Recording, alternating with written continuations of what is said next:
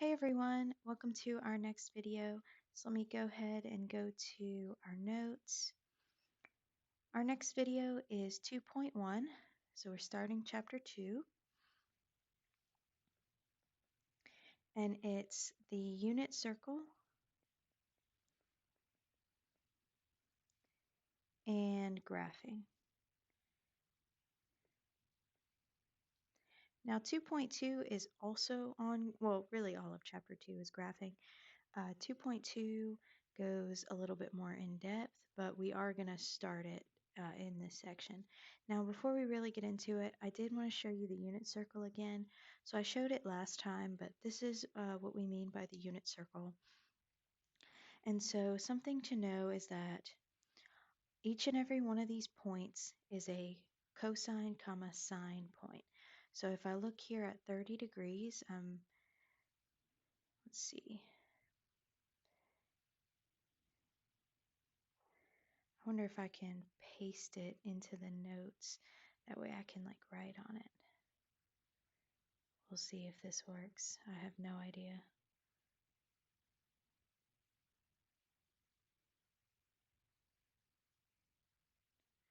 Okay, cool. Yeah, that did what I wanted. So if we look at this picture, so if I'm looking at, say, 30 degrees, this is so every point is a cosine theta comma sine theta point. So at this point, it's saying cosine of 30 degrees comma sine of 30 degrees. So cosine of 30 degrees is square root 3 over 2. Sine of 30 would be 1 over 2. And that's why as you go around to each part of each quadrant, you'll notice that you're just going to see these points repeat themselves, right? So this one is also square root 3 over 2, comma 1 over 2. So is this one, so is this one. The only thing that's changing are the signs. But if you look at all of these, they're all the same distance from the x-axis. This is 30 degrees. 180 to 150 is 30 degrees. 180 to 210, 30 degrees. 330 to 360, 30 degrees. So remember that this is what it means to basically have a reference angle. So you're really just saying how far is it from the x-axis. And we can do this with any of them, right? So if I look at all the 45s, you'll notice that they're all 45 from the nearest axis, all these middle pieces. So again, I just want to remind you, that's the idea of using reference angles. So by no means do you need to remember this entire, circle. If you do, I mean, it's fine, you're totally allowed to do that. But I don't believe that you have to. I really only think that you need to know the first quadrant. So I would say you need to know 30, 45, 60, 0, 90, 180, 270. Those are all the ones that you actually need. And then all the rest of them you can like figure out based on is it 30, 45, or 60. And so when we talk about graphing, like a trig function, it's important to know that they go through all of these points. So first we're going to start off with like graphing sine, for instance. So the first thing that sine goes through, when it goes through, usually whenever you're graphing, you're going to use radians.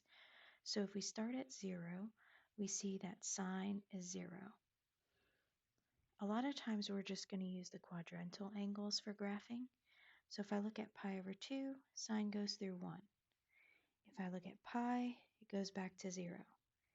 If I look at 3 pi over 2, it goes to negative 1. And then if I come back over here to 2 pi, it goes through 0 again. This is what we're mostly going to be looking at whenever we're graphing. We're going to see what happens at these main points. I also like to call these points the big 5. The angles, I mean, like the radians. So 0, pi over 2, pi, 3 pi over 2, 2 pi. I often call these like the big 5. And you'll see kind of what I mean as we go along. So let's see what the graph of sine actually looks like. So I'm going to start off by graphing sine. So let's say we're going to look at f of theta equals sine of theta. Now, the reason I'm writing it like this, you could see this as y equals sine x. You could see it with theta. You could see it however. I do want to point out to you, please don't confuse this x and this y with this x and this y like up here. So they are like, we're talking about them a little differently. In this case, while we're graphing, our x is an angle, and then our y is the value of that trig function at that angle. So whenever we graph a function, we first want to think about what are the big 5 points that it goes through. So sine goes through 0, pi over 2, pi, 3 pi over 2, and 2 pi. Those are the main points that it goes through. I'm going to draw just a little graph over here. So this is 0, pi over 2, pi, 3 pi over 2, and it comes back around to 2 pi. This point here is 1, 0, up here, 0, 1, over here, negative 1, 0, and down here, 0, negative 1. So if I'm looking for sine of 0, I'm going to look at the location of 0, so that's here. And remember, sine goes with the y's. So at 0, sine is going to be 0. Now I need to look at sine of pi over 2. So if I look up here at pi over 2, remember sine is the y value, so here it's going to be 1. If I look at pi, so I'm looking over here, sine is the y value, so 0. 3 pi over 2, so down here, sine is the y, so negative 1. So sine of 3 pi over 2 is negative 1. And then if I loop back around to 2 pi, again I get 0. And so when we graph trig functions, we usually graph them as a wave. So we'll have 0, pi over 2, pi, 3 pi over 2, 2 pi. It goes up to 1, it goes down to negative 1. So here's what the shape of the graph looks like. The first point is 0, 0. The next is pi over 2, 1. Next is pi 0, 3 pi over 2, negative 1, and 2 pi 0. So here's what the basic graph of sine looks like.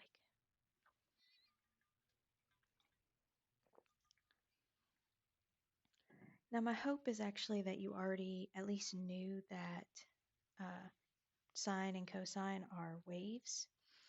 Funny enough, sound waves are trig functions.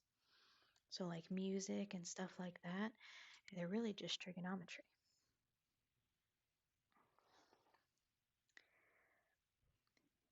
Now some interesting things. Inside of this parentheses is the only thing that can affect your x values. So any numbers that I put in there, in those parentheses with that x, that is the only thing that can change the x values from these points. Outside of those parentheses, so any number that I put here or any number that I put like added or subtracted at the end, that can only affect y values.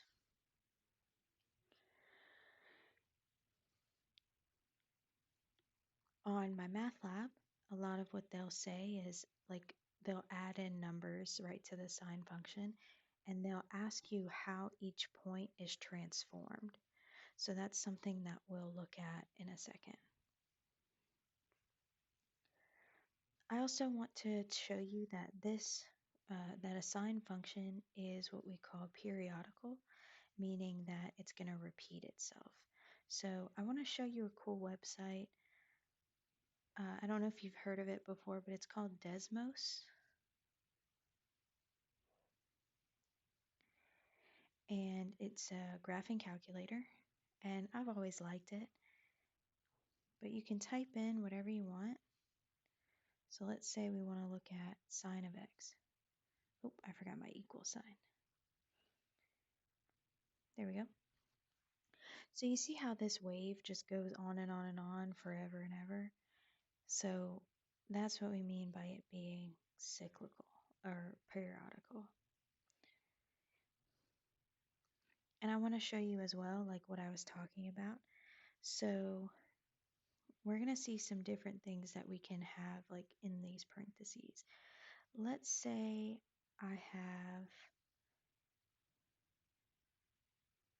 I'm going to start building up what we can see in here. So a lot of times you'll see something either added or subtracted to the x value.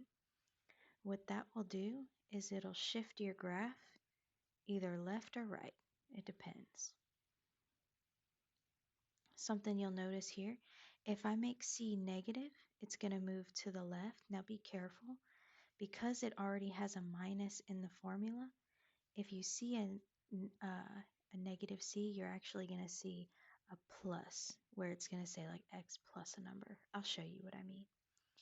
Now if c is positive, it's going to move to the right. Okay, so that's what c will do. So if you have a number like added or subtracted.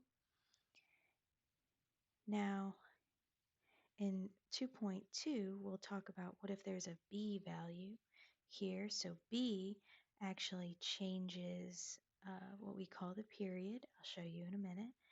But what it'll do here is you see how it kind of makes it like either a tighter, or it can make it like a really stretched out wave, or it can make it like a really tight wave. So that's what b does. Now you can also have a number on the outside. So we can say like plus d. Now D moves us up or down. So you'll see that I'm not changing B or C at all. I'm only changing D when I move this slider. That's why I'm not affecting the X values at all. You'll notice the X's are not changing. It's the Y's that are changing. So that's what D will do, is it'll move you up or down. And then the last number you can see on one of these equations is you can see an A value. Now, A value is what we call the amplitude. Now, if your A is negative, then you'll actually see a flip happen. So you see how it went straight and then it changed a little bit. So you'll actually notice a flip if you have a negative A. But what A does is it changes the height. That's what we call the amplitude. So it changes the height. So that's what all of these letters can do. And so I'll show you kind of a basic form that we'll take a look at. So let me go back to the notes. So the most general form of a trig function, I'll write it as y equals a sine bx minus c plus d. So this is what we call the general form. And everywhere like A, B, C, and D, we can have numbers there.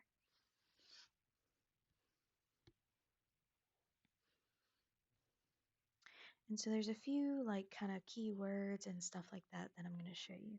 So first we have what's called the period. The period is the domain in which one cycle appears. And the way that we'll find the period is we'll do 2 pi over the b value.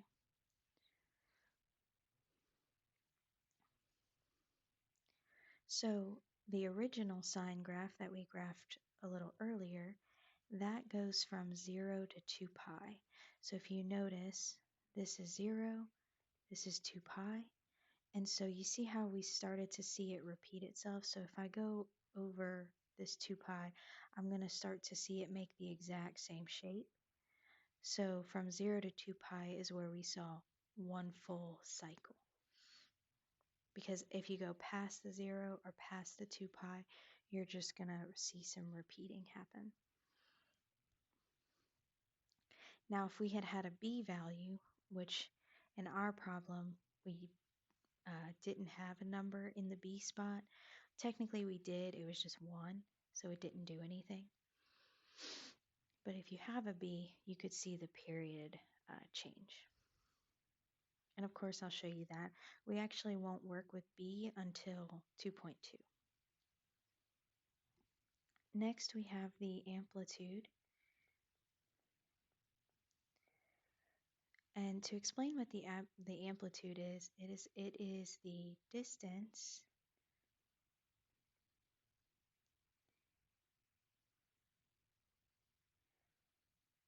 from the middle to the highest y value, or you could also say the middle to the lowest y value. Now, there's probably other ways to explain this. I also have in my notes, it's half the distance between the max and min. However you want to write it, I'll tell you what it is. It's this distance right here. So if you look from the middle to the highest point, see how that distance is 1? That's because in our problem, we had a 1 right here because we didn't have anything written. And so we had like an understood 1. You'll have to have some kind of amplitude, otherwise your graph wouldn't exist. So all graphs will have an amplitude. It's just sometimes that amplitude is just 1. And then so if we look here, like pi to the next point, we see a distance of 1. That's what we're seeing with the amplitude. Something else I'll tell you is if you look between your y values, you see how all of them have a difference of 1 between them? That's what amplitude is doing.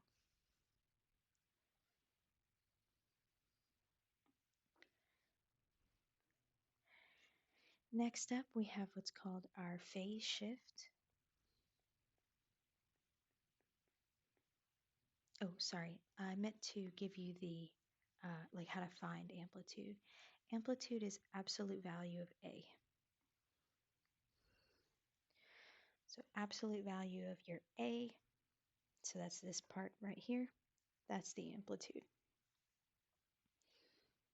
So next we have the phase shift. The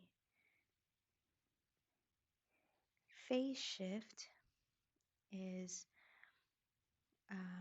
how the graph moves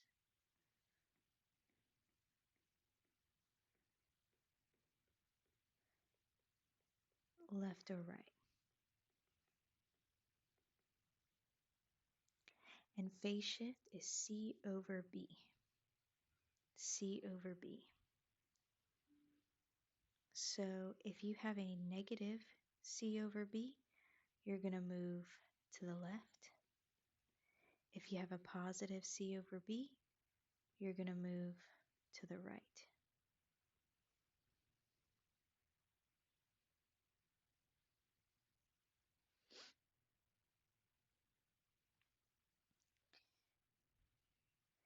And lastly, we have what's called a vertical shift. And this is the D value, and this is how the graph moves up or down. And so if you have a positive D, let me put a positive in front of that. A positive D, you're going to move up. If you have a negative D, you're going to move down. And so we have A, B, C, and D for our important numbers that we'll see. And those are all written on here. Now, not every graph is going to have all of these things. Some, they're not going to have a D. Some, maybe they don't have a C. And we'll just see how to deal with that as we do some examples.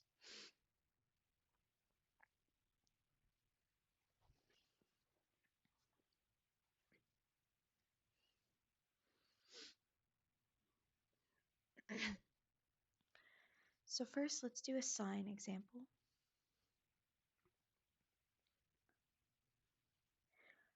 Also, a little bit of a disclaimer.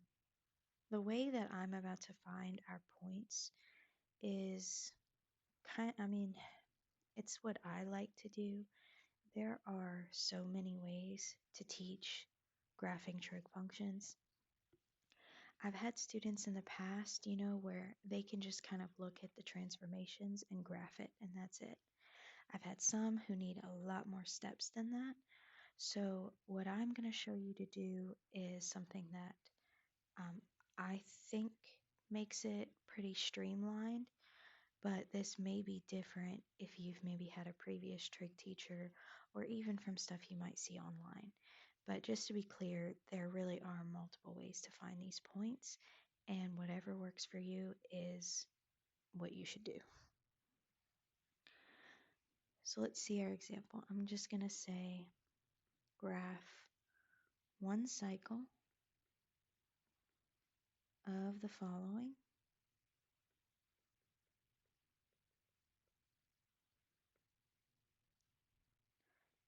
Determine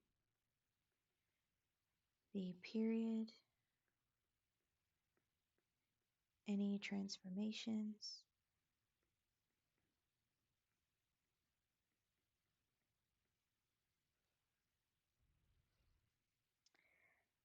and we're also going to do the range. Also, I like to put in here, we're going to clearly label 5 points. In general, whenever you're graphing trig functions, you're going to use 5 points.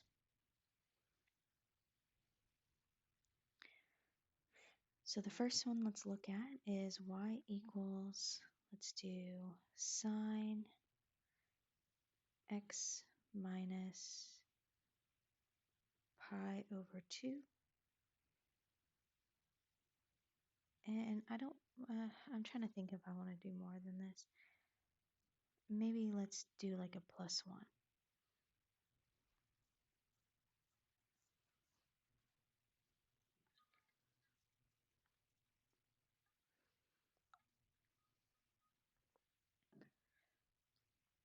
I don't want to start off too heavy.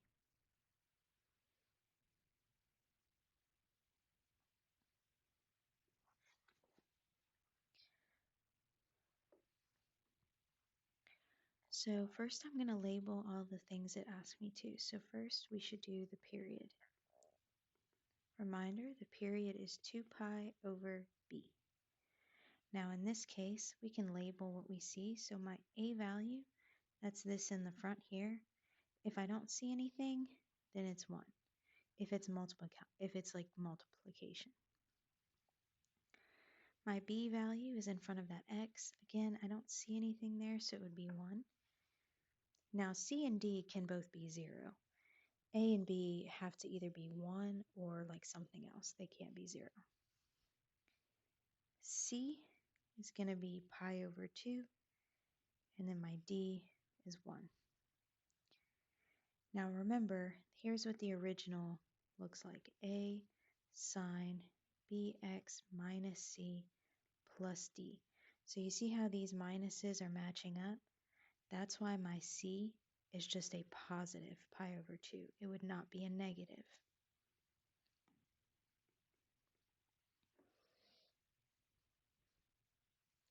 I'll show you what a negative would look like though. Next, let's label our amplitude.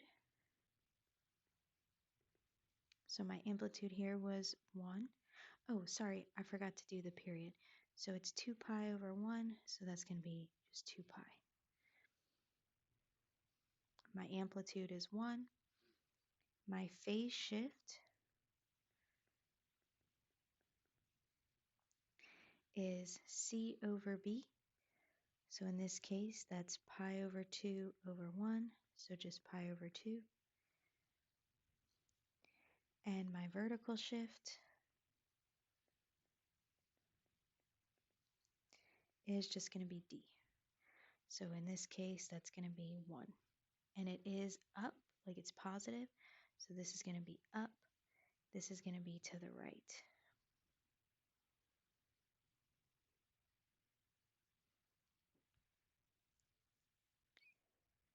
Now, the way, I'm going to put my graph over here. I'm going to go ahead and draw it in so I don't run out of room.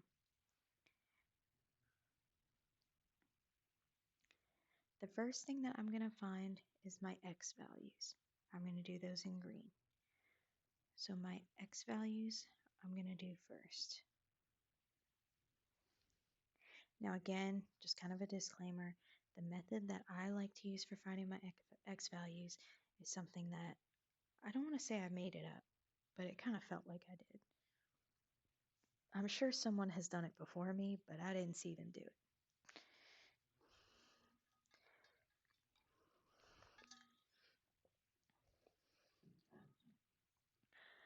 But other people definitely do it. Like I did not originate this method or anything, but it is something that I kind of discovered when I was trying to figure stuff out. So what I do is I take the inside of my parentheses and I set it equal to what I call the big 5. So what I mean by that is I take my parentheses and I set it equal to 0, pi over 2, pi, 3 pi over 2, and 2 pi. And then what I like to do is I like to just solve for x. So for all of these, if I want to solve it for x, I'll have to add pi over 2 to both sides. So it's going to cancel out over here. So I'm going to do that for each one of these.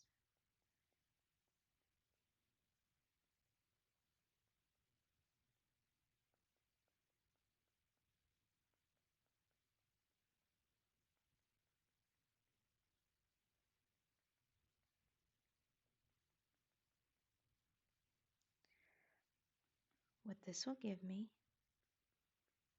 is a new x value. Now I'm going to pause before I finish this. You should pause if you need to write, but I want to explain something. I want you to kind of think about what we are doing. So a phase shift is how we move all of our x values to the right. Our phase shift in this case was pi over 2. So what we are going to see for every single one of my original points, right? So original sine went through these 5 points. And what I'm going to see is every single one of these points is just going to get shifted over to the right by pi over 2. That's what a phase shift does, is it shifts every point to the right. So when I'm adding it, I'm moving it to the right.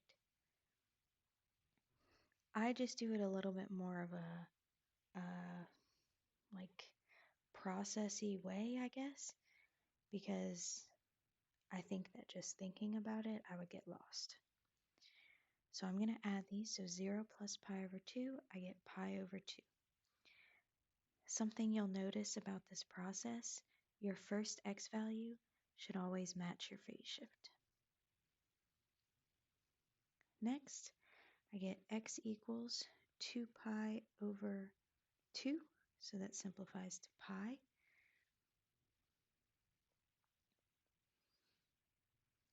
My next x value, I need to add these fractions together so I can make pi 2 pi over 2. So this is going to give me 3 pi over 2. Oh, I used the wrong color. 3 pi over 2. My next one, I get 4 pi over 2, which simplifies to 2 pi. And for my last one, 2 pi can be written as 4 pi over 2. And I'm going to add pi over 2 to that. So that's going to give me 5 pi over 2. And so that process there, I was just adding fractions.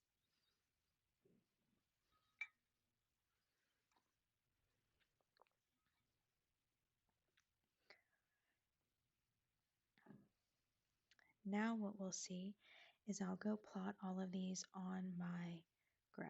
So I've got pi over 2, pi, 3 pi over 2, 2 pi, and 5 pi over 2. I always just graph the x values that I find, and I always just put them in order as well. And I always leave them equally spaced because that's something you'll notice is your x values are always going to be equally spaced.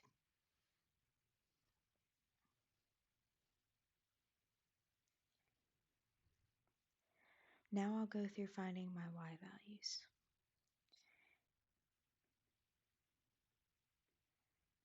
Now, as you get, used to graphing and stuff, you'll actually be able to skip a little bit of work. But for now, I'm going to write a lot of work. So what I'm going to do is I'm just going to plug in the x value that I just got into my function.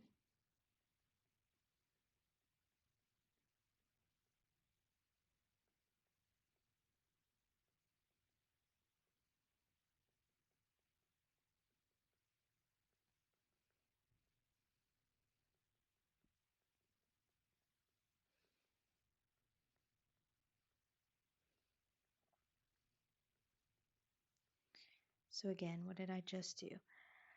I took my function here, and all I did was I replaced x with the x's that I just got from over here, the x's that I just solved for.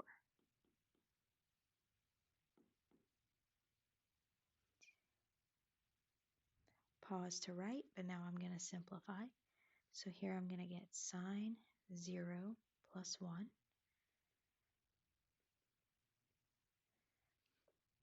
Pi minus pi over 2 is going to be pi over 2.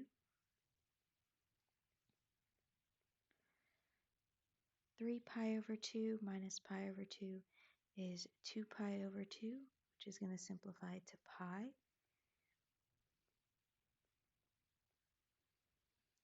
2 pi minus pi over 2 is going to be 3 pi over 2.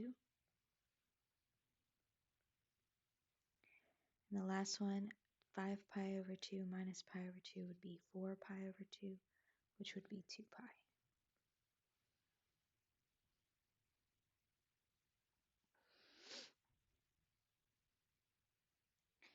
Something that I would like to bring your attention to is in these parentheses, they all simplified back to the big 5.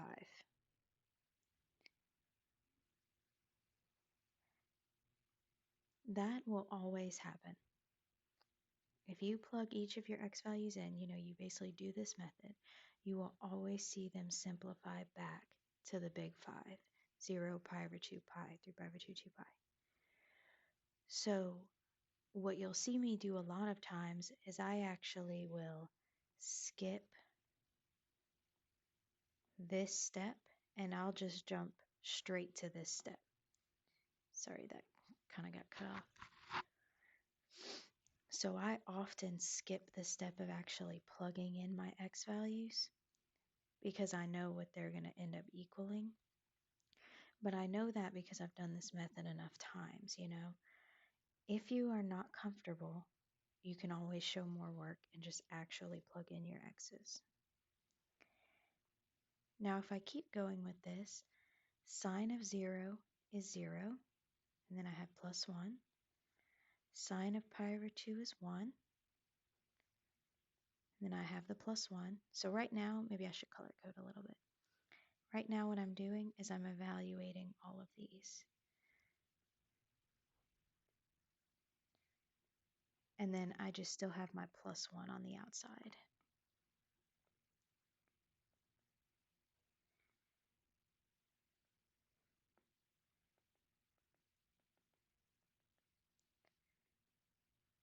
Something else you'll notice is that 0, 1, 0, negative 1, 0, that is always going to appear every time you do a sine graph, and like for the y's. And the reason is because that's what the original sine graph goes through. So you'll notice if I come up here, you see how right here on the side we got those points, 0, 1, 0, negative 1, 0. And then here in the yellow, we got the exact same ones. That's always going to happen as well. So if you're really comfortable, you can even skip right here. You don't have to show me any of this, but it's only if you're comfortable. If you're not, then show more work. I'm going to finish solving for my y's now. So 0 plus 1 is 1. 1 plus 1 is 2. 1. Oops, sorry. 0. And then 1. So I'm going to go ahead and graph these on here. So I go up to 1, 2. So let's see. I get pi over 2, 1. Pi 2. So here's how I'm reading this, right? So I have this x value with this y value. So that's my first point. My next point, I have pi 2. So that's my next point. And this is what I mean by clearly labeling, just so I can clearly see where all of your points are. 3 pi over 2, 1. 2 pi, 0. And 5 pi over 2 goes with 1.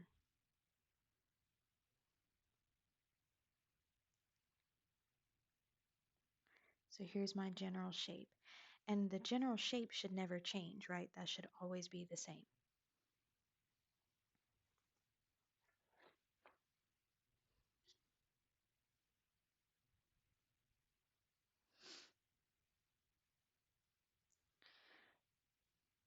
Now, something I want to point out to you, we're done with this question, and almost, we have one more thing to talk about. All of our x values moved over by an increment of pi over 2. Our y values, you see this plus 1? That's why the middle is at 1. Also, the difference between our y values, so here to here, we see a difference of 1. That's what the amplitude is doing. So I really do think it's important to know like what each of your transformations really means for your graph.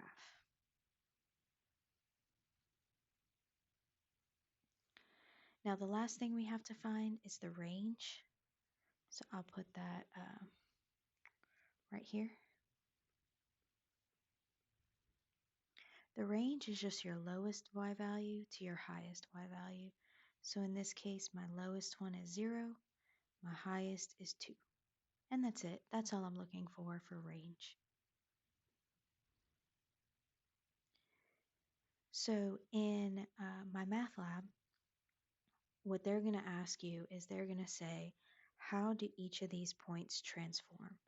So they're going to say something like, how does the point 0, 0 transform? And so you would put your first point, which was pi over 2, 1.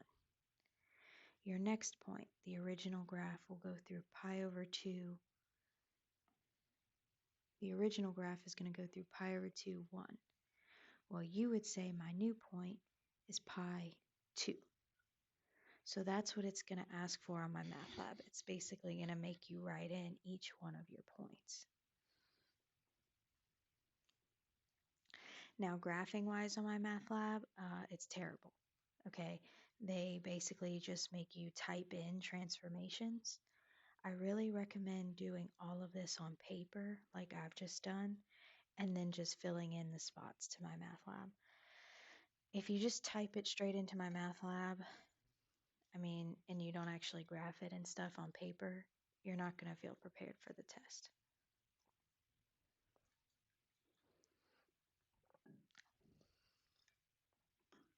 So next, let's talk about cosine.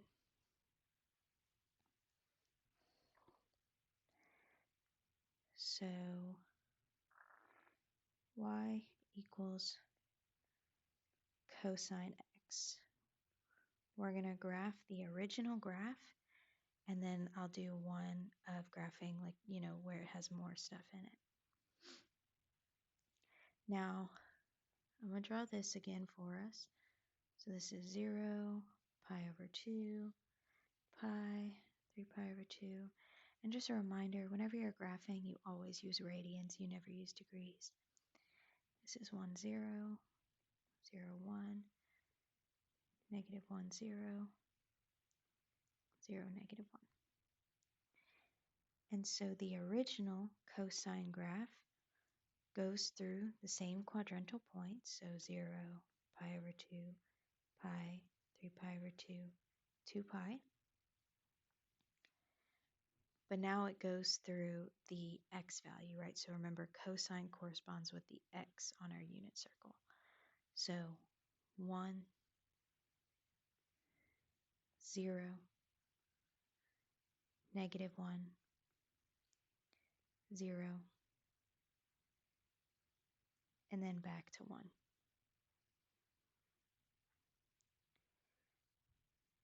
Now graphing this.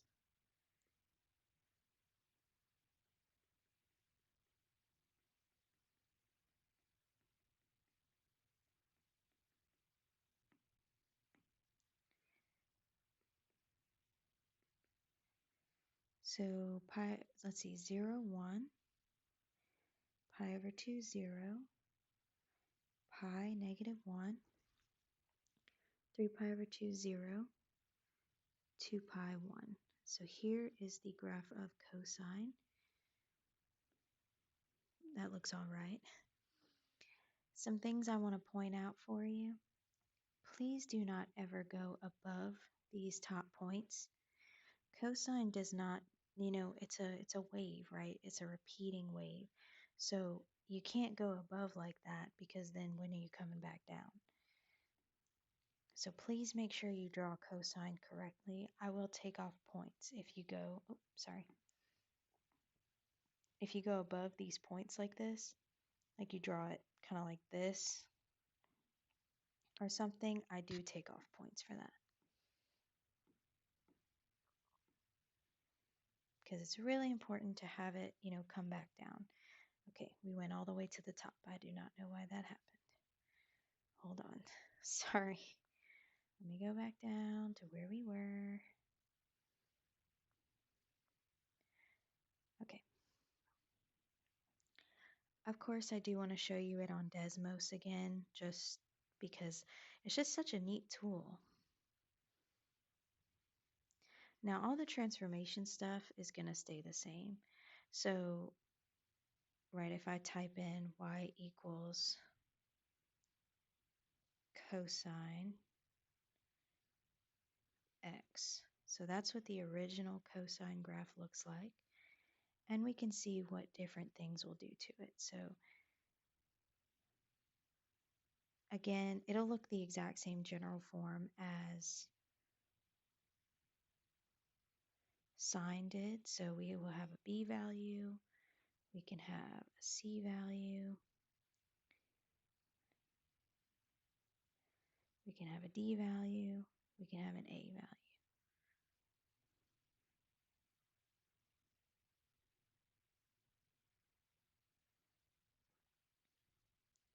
And so what each of these values will do is the A will change the height.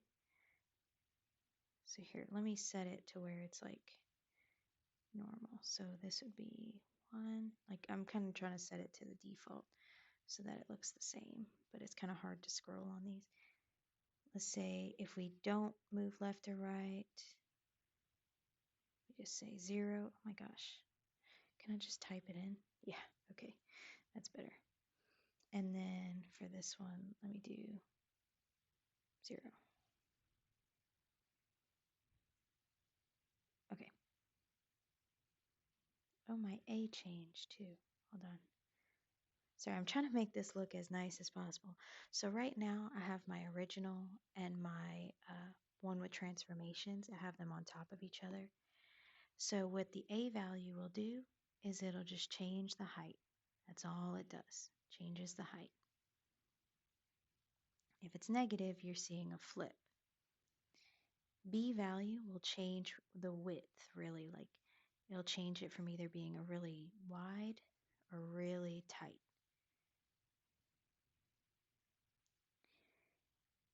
Just like with sine.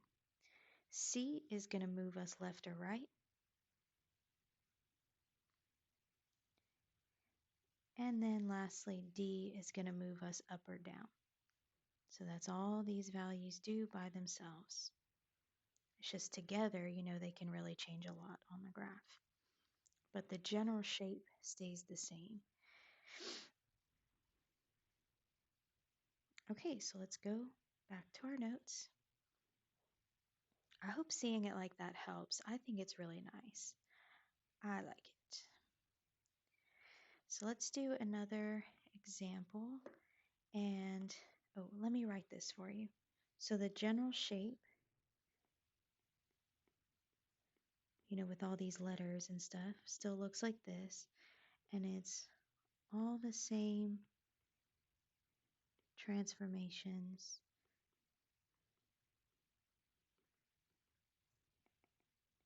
info as y equals the sine version that I wrote earlier. So I'm not going to rewrite it. It's all the same stuff. So you can use that transformation information whenever you do sine and cosine. Funny enough, the only thing that changes about cosine is the y values. I mean, the sine value, the x values are going to stay the same from cosine and sine, depending on, as long as the numbers are the same. So you'll notice, like, if you look at the original sine and the original cosine, they both go through these points. The only thing that's different is its y values, because it has a different shape. So again, we'll go ahead and do an example. So this is example 2, and I'll still say graph one cycle.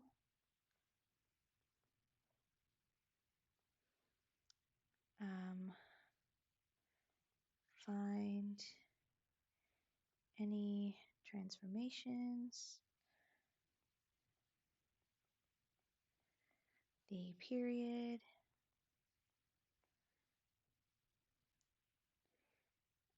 what else did I ask for? The range, and I also say clearly label 5 points. Now, a lot of times on the test, I like to go ahead and add in like a little table, like an XY table for you. That way you can write all your points in it and it'll be really neat. So I usually add that in on testing. And so the first one that we'll do, we'll go ahead and do a cosine graph. This one, let me change it up a little bit. I'm going to go ahead and add in an a value for this one. So we'll do 2 cosine. We'll say x plus, let's do pi over 3. And then we're going to do minus 1.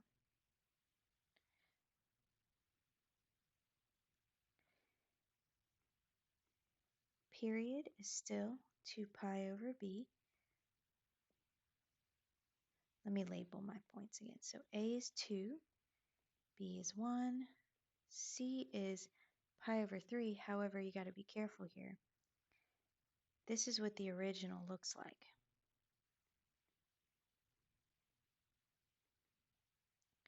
You see how this is a minus here, but then we have a plus in our problem?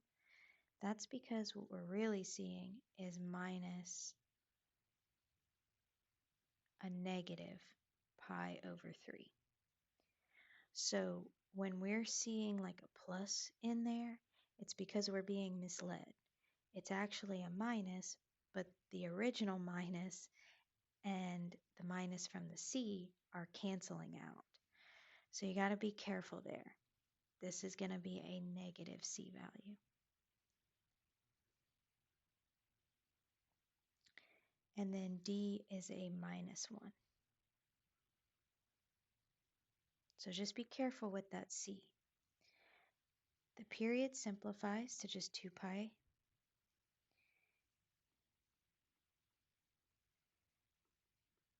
We'll do phase shift. So phase shift, remember, it's c over b. So in this case, it's negative pi over 3. And since it's negative, we're going to see go to the left. Our amplitude is absolute value of a. So in this case, it's 2. And our vertical shift, you see, is minus 1. So that means we're going to go down.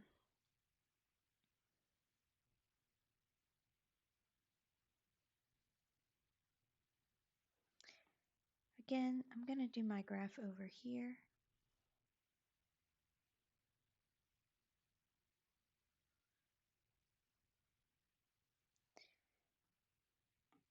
My x values, I'm actually going to solve for them the exact same way.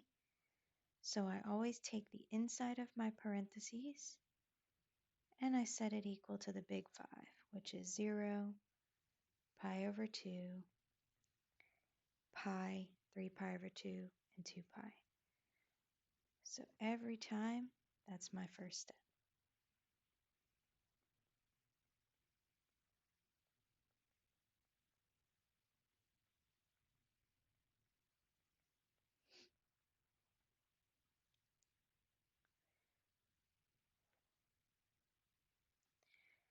Now I'm going to solve all of these for x. So to solve for x, I have to subtract pi over 3. So that's what I'm going to do for all of these. So I'm subtracting pi over 3 from both sides.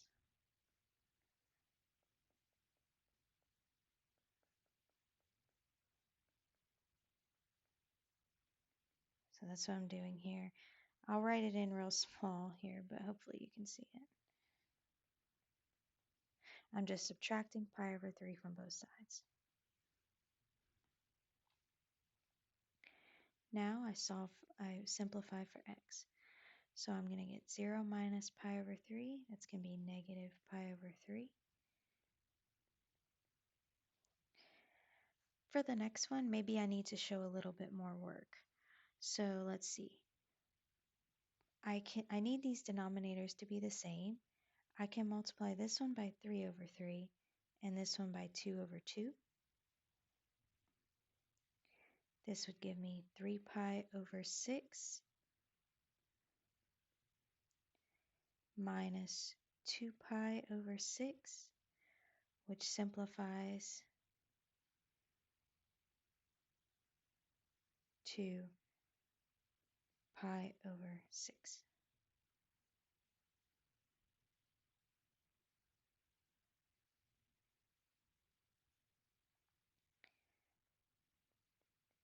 The next one, again, I need to make them have the same denominator. I can make this one 3 over, like multiply by 3 over 3. So this becomes 3 pi over 3 minus pi over 3, which is going to be 2 pi over 3.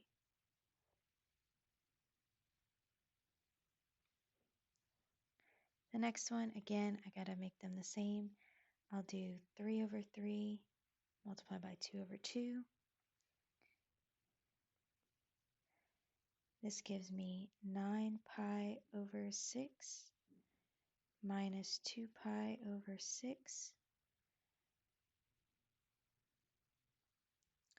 which will simplify to 7 pi over 6.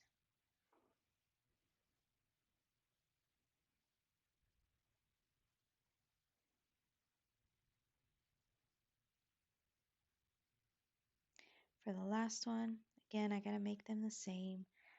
So I can multiply this one by 3 over 3.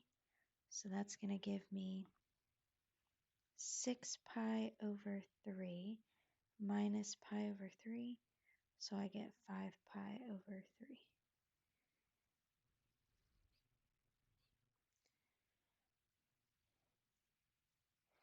So like if I was writing this with like a table, so let me do that real quick. Maybe I'll make like a little, I'll do it right here. I'll say x, y values, and I'll go ahead and put it here, and I'll put my graph next to it. You can just put yours later in the page. It's just I don't want to run out of space on the same like screen, you know.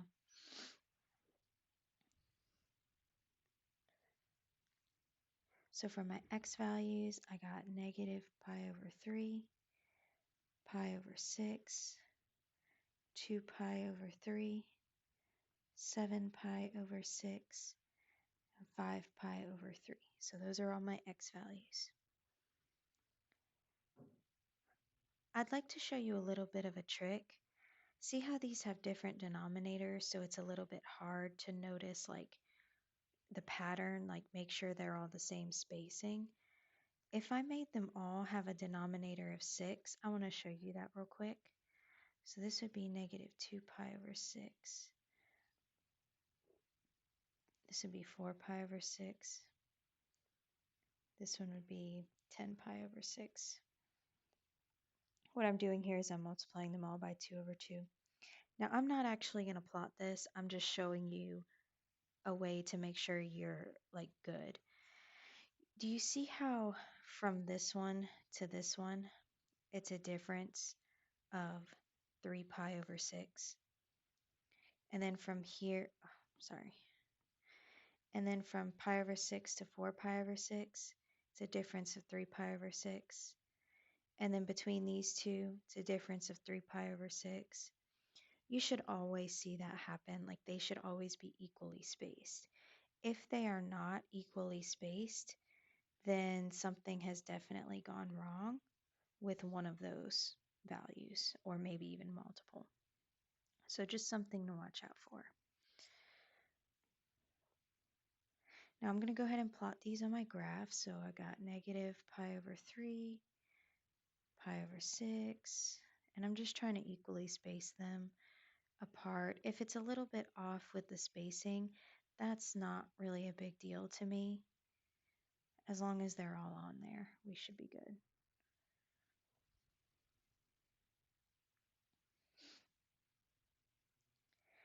Now I'm going to go ahead and do my y values. Now for my y values, again, I could do the same thing I did last time, where I can just plug in all of these x's into my original equation. However, you can skip steps from this. You don't have to show this step. It's up to how comfortable you are.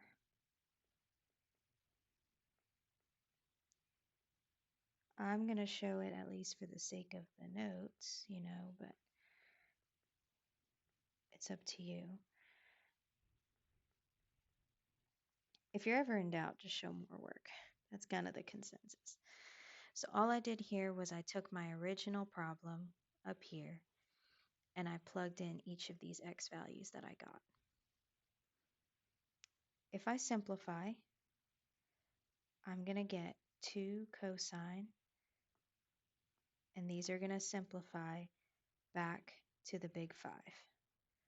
So I'm going to get 0,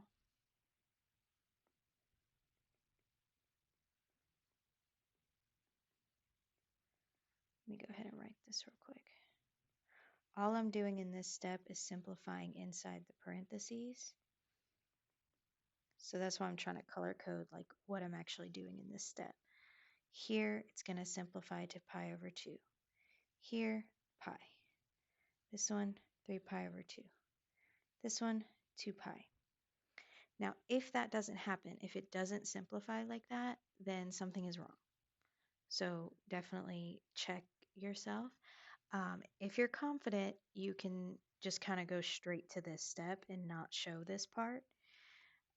If you're not confident, maybe you want to check your x values. This would be a good way to check them.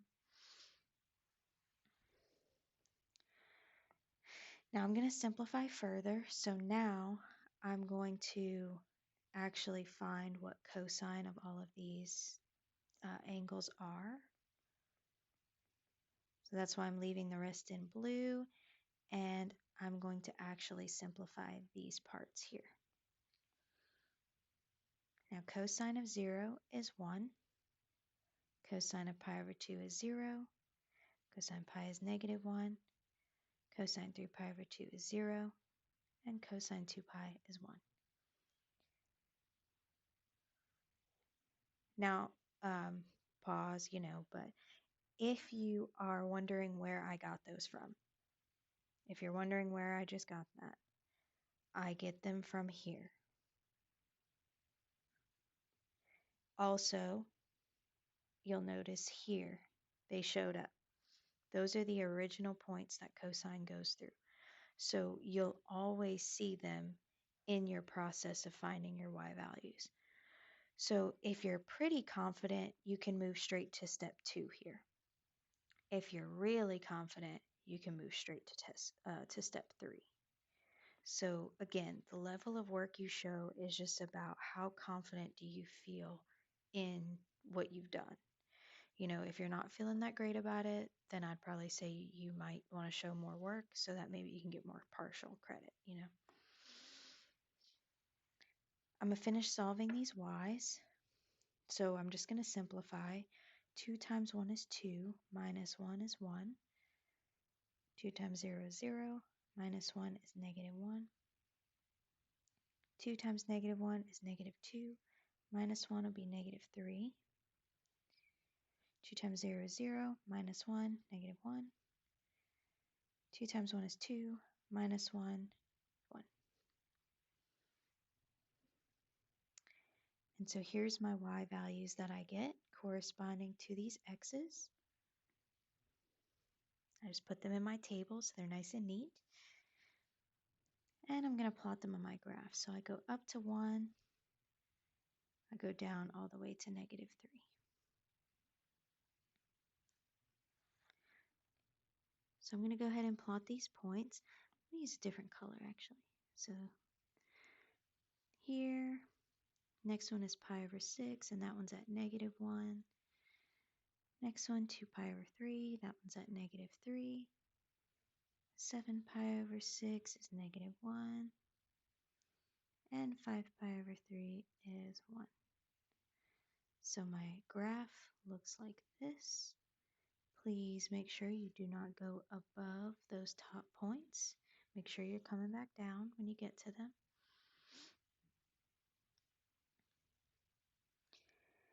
And so this does look like the original shape of cosine. If it ever doesn't, then it's for sure something went wrong. It also asked for the range. So for the range, the lowest y value was -3, the highest was 1.